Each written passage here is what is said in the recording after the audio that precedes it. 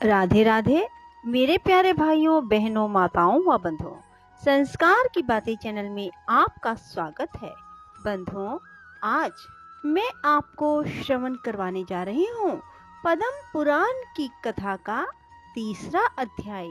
बंधुओं, जो मनुष्य भी ज्येष्ठ मास में पद्म पुराण की कथा को सुनते हैं, भगवान विष्णु उन्हें मनोवांछित फल प्रदान करते हैं। बंधुओं, पूर्ण विश्वास सच्ची निष्ठा के साथ ही ज्येष्ठ मास में पद्म पुराण की कथा को सुने। बंधुओं, यदि आपने YouTube चैनल संस्कार की बातें अब तक सब्सक्राइब नहीं किया तो जरूर करें और बेल आइकन दबाना ना भूलें, ताकि आपको हमारी आने वाली सभी वीडियोस की जानकारी सबसे पहले हो सके। बोलो विष्णु भगवान की जय हो। भीष्म जी ने कहा, मुने, मैंने तो सुना था लक्ष्मी जी क्षीर समुद्र से प्रकट हुई हैं, फिर आपने यह कैसे कहा कि वे भृगु की पत्नी खयाति के गर्भ से उत्पन्न हुई? पुलस्त्य जी बोले, राजन, तुमने मुझसे जो प्रश्न किया है उसका उत्तर सुनो। लक्ष्मी जी के जन्म का संबंध समुद्र से है। यह बात मैंने भी ब्रह्मा जी के मुख से सुन रखी है। एक समय की बात है, दैत्यों और दानवों में बड़ी भारी सेना लेकर देवताओं पर चढ़ाई की। उस युद्ध में दैत्यों के सामने देवता परास्त हो गए। तब इंद्र आदि संपूर्ण देवता अग्नि को आगे करके ब्रह्मा जी की शरण में गए। वहां उन्होंने अपना सारा हाल ठीक ठीक कह सुनाया। ब्रह्मा जी ने कहा, तुम लोग मेरे साथ भगवान की शरण में चलो। यह कहकर वे संपूर्ण देवताओं को साथ ले क्षीर सागर के उत्तर तट पर गए और भगवान वासुदेव को संबोधित करके कहा, विष्णु, शीघ्र उठिए और इन देवताओं का कल्याण कीजिए। आपकी सहायता ना मिलने से दानव इन्हें बारंबार परास्त करते हैं। उनके ऐसा कहने पर कमल के समान नेत्र वाले भगवान अंतर्यामी पुरुषोत्तम ने देवताओं के शरीर की अपूर्व अवस्था देखकर कहा, देवगण, मैं तुम्हारे तेज की वृद्धि करूंगा। मैं जो उपाय बतलाता हूँ उसे तुम लोग करो। दैत्यों के साथ मिलकर सब प्रकार की औषधियाँ ले आओ और उन्हें क्षीर सागर में डाल दो। फिर मंद्राचल को, मथानी और वासुकी नाग को नेति अर्थात रस्सी बनाकर समुद्र का मंथन करते हुए उससे अमृत निकालो। इस कार्य में मैं तुम लोगों की सहायता करूंगा। समुद्र का मंथन करने पर जो अमृत निकलेगा उसका पान करने से तुम लोग बलवान और अमर हो जाओगे।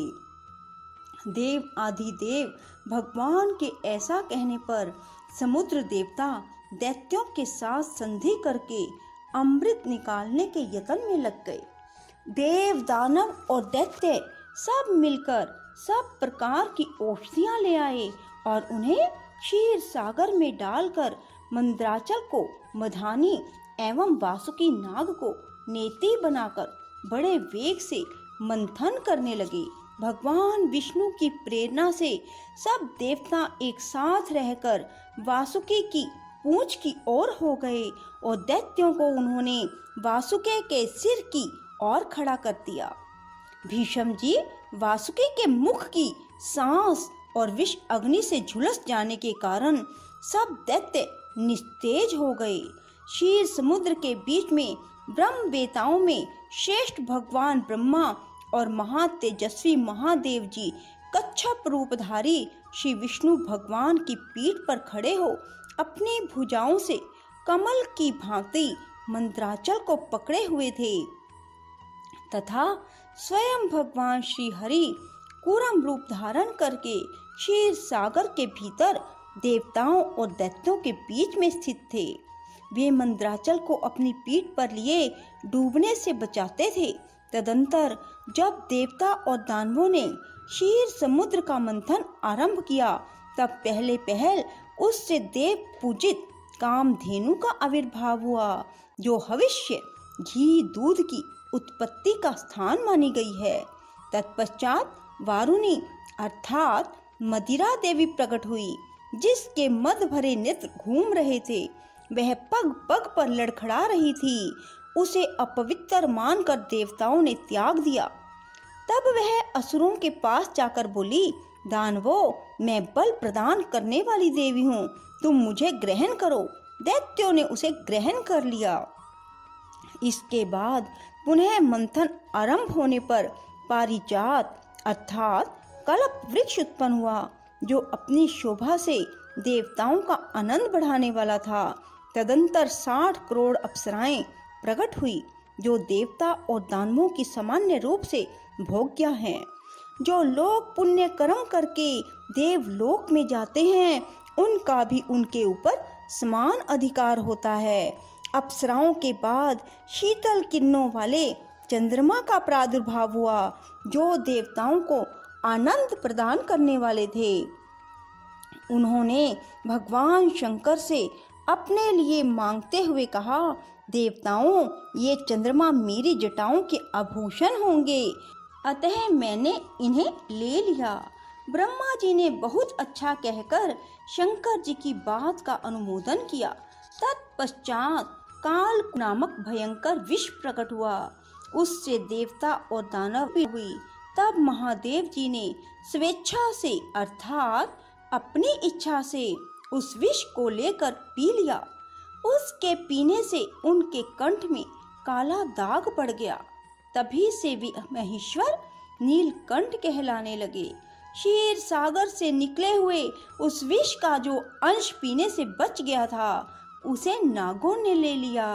तदंतर अपने हाथ में अमृत से भरा हुआ कमंडल लिए धन्वंतरी जी प्रकट हुए।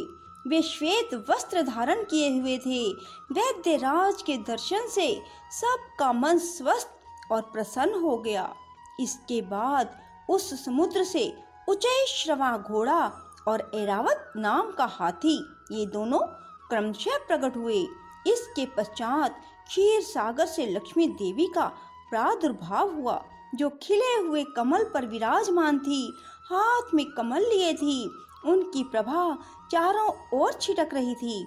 उस समय महर्षियों ने श्री सूक्त का पाठ करते हुए बड़ी प्रसन्नता के साथ उनका स्तवन किया।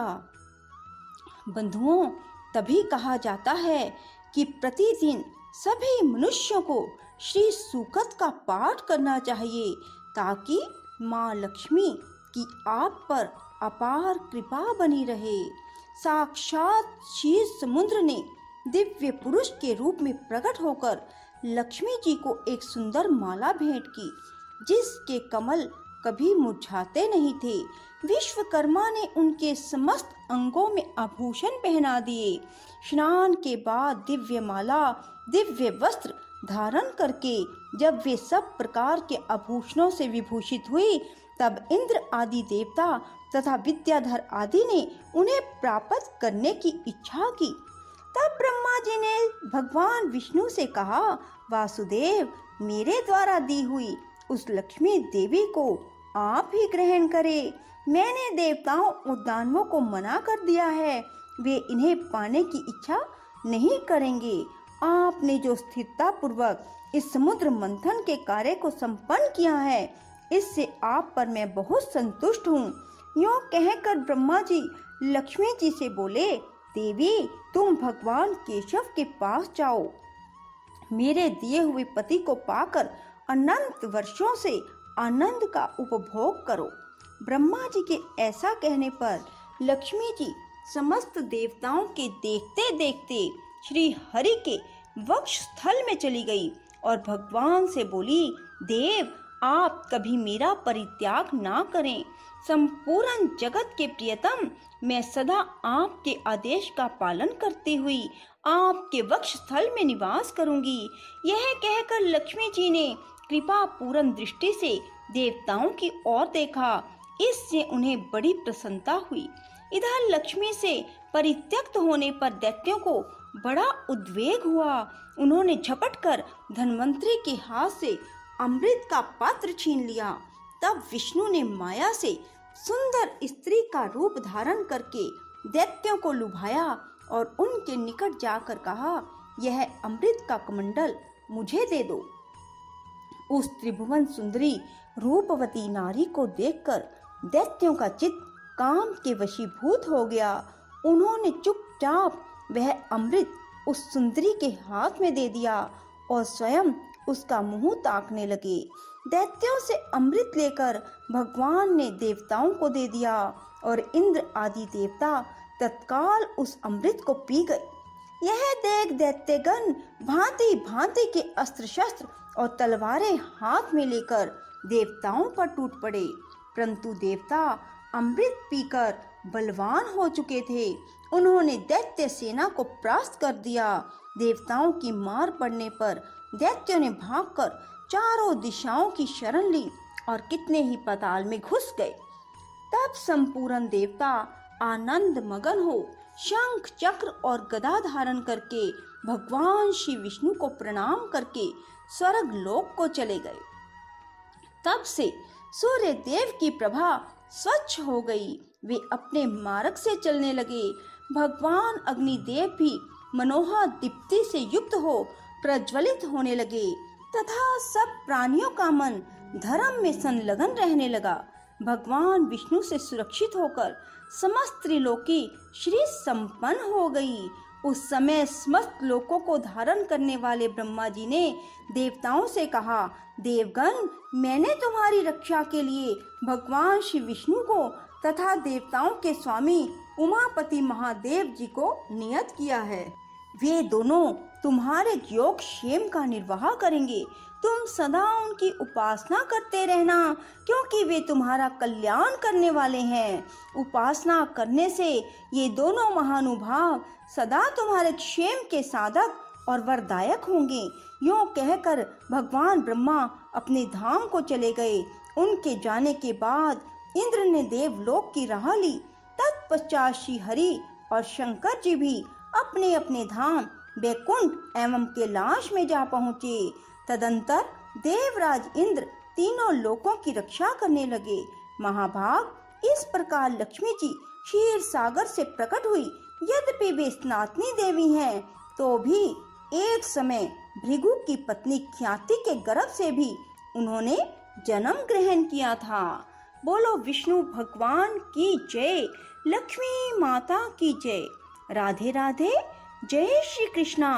बंधुओं, यदि आपको हमारी वीडियो पसंद आए तो इसे लाइक करें और शेयर भी जरूर करें। धन्यवाद।